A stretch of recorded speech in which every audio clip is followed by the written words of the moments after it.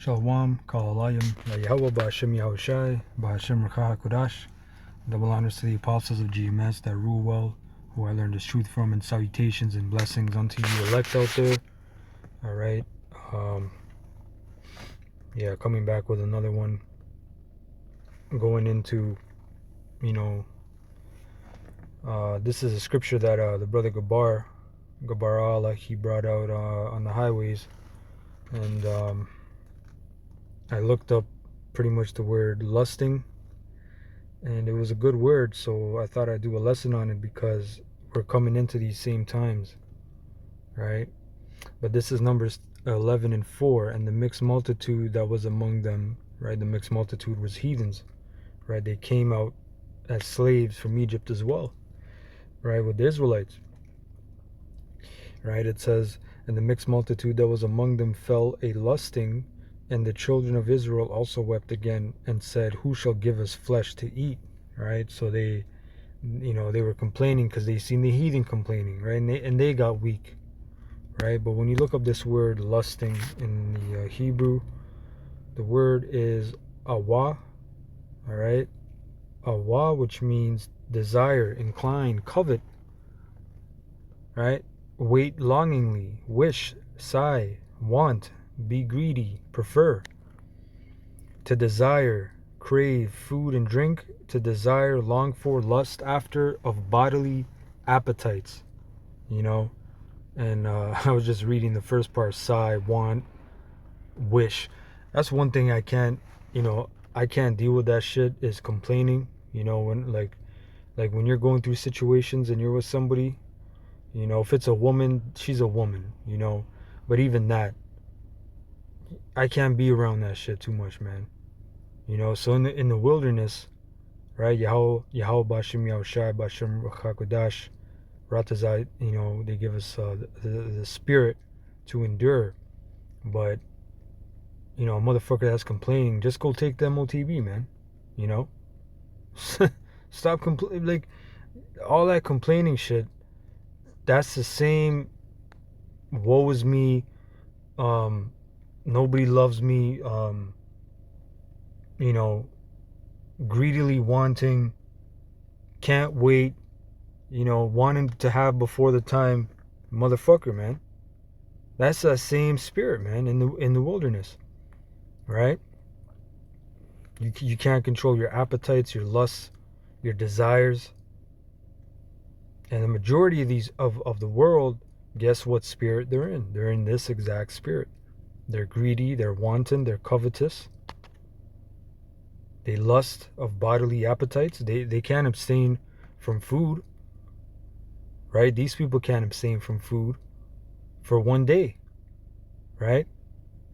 Now let's go to Sirach 37 and 27.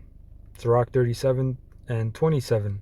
My son, prove thy soul in thy life. The word prove means test, right? As you live, right? You get experience. The word experience, I believe, means cut out. Let me get it. Right. The word experience.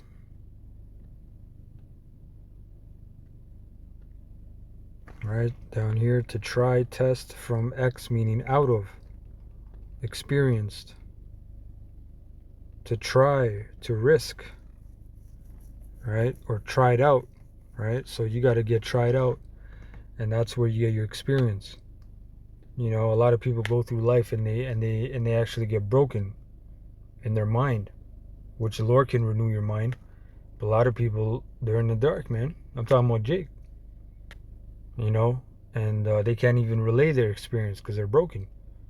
That's another case. But you brothers out here, man, you're getting your experience. You're being tried out, right? So you got to prove, you got to test your soul in thy life and see what is evil for. You got to know yourself.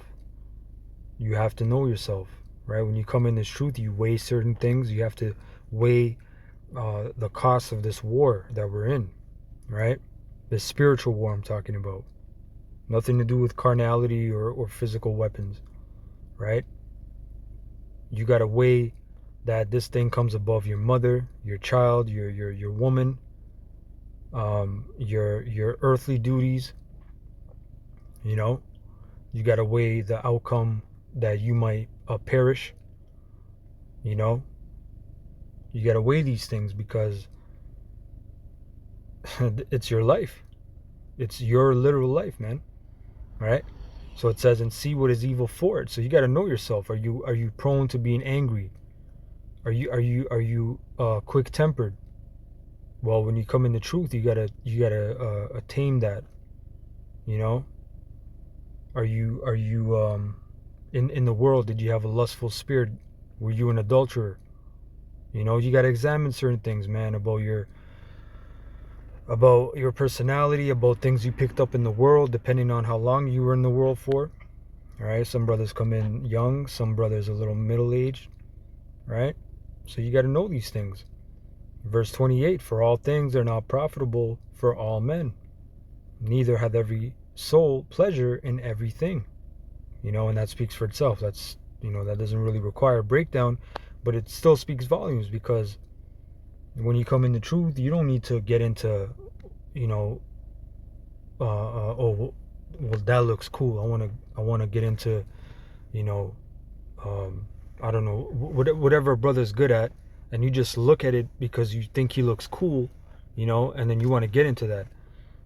The apostles on down, the elders and the bishops, they always tell you, when you come into truth, examine yourself, try the spirit, and most importantly, pray to the Lord and ask, where can I be of use? Reveal my talent, Lord. Where can I fully apply myself and benefit this ministry? Pretty much, man. Where do you want me, Lord? You got to ask the Lord, man. Right?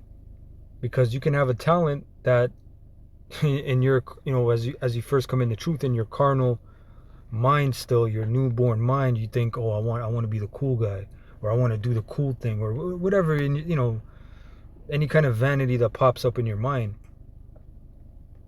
You might be a behind the scene brother, and you can do amazing things behind the scene where only 1-2 brothers know, right? But you're helping a lot. You're keeping the wheels in motion, so to speak. It says, verse 29, be not unsatiable in any dainty thing, nor too greedy upon meats. And that's self-explanatory, right? That's controlling your appetite, what I was reading in Numbers. But we're talking about various appetites, not just your physical food. We're talking about your appetite of your desires, of the flesh, because we're in the flesh. It says, verse 30, for excess of meats bringeth sickness, and surfeiting will turn into choler. By surfeiting have many perished, but he that taketh heed prolongeth his life. Right? Now let's go to Sirach. What is that? Long lust.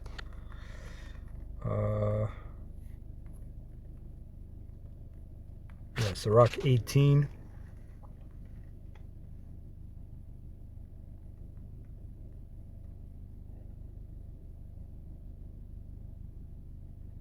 And 27 will start at.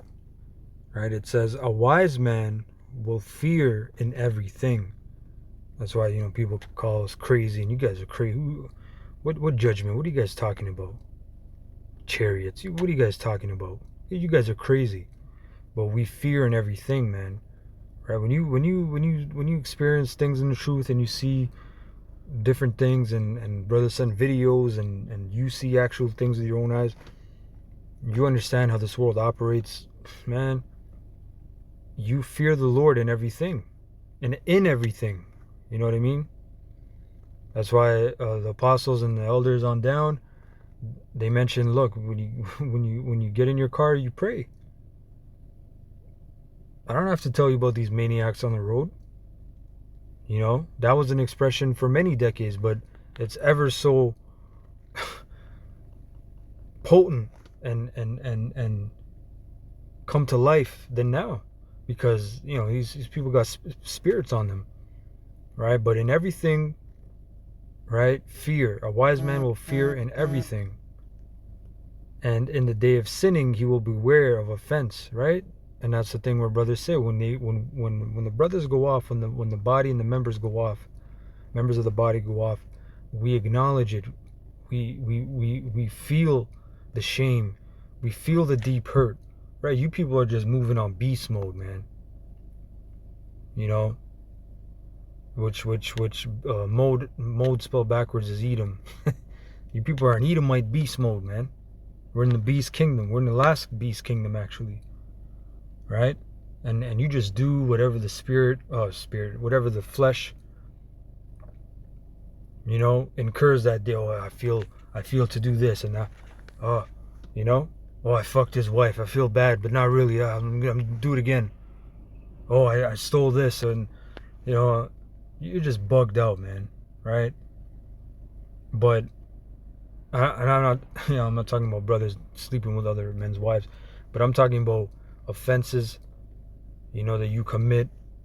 You catch yourself and you examine yourself, right? So it says, but a fool will not observe time. That's what I'm saying. You're not observing, man.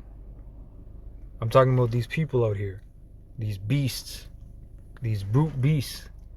It says, verse 28, every man of understanding knoweth wisdom, and will give praise unto him that hath found her. They that were of understanding in sayings became also wise themselves, and poured forth exquisite parables. Go not after thy lusts, but refrain thyself from thine appetites. If thou givest thy soul the desires that please her, she will make thee a laughingstock to thine enemies that malign thee. Take not pleasure in much good cheer, neither be tied to the expense thereof. Be not made a beggar by banqueting upon borrowing, when thou hast nothing in thy purse, for thou shalt lie in wait for thine own life, and be talked on. All right, and that was pretty much the point. So I hope you're edified. Very quick lesson, but something to take away. I'm kind of piggybacking off my last week's video about etiquette and manners. It kind of, this kind of ties in as well, because your appetites and your lusts and all that, they control how you act as well, your mannerisms, and all that. So anyway, Kahalayim, La Yahweh Ba'Hashem Yahweh Shai Ba'Hashem Racha HaKodash. Double honors to the apostles of GMS that rule well and that teach well, and salutations and blessings to you elect. Akim and Akwathium. Shalom.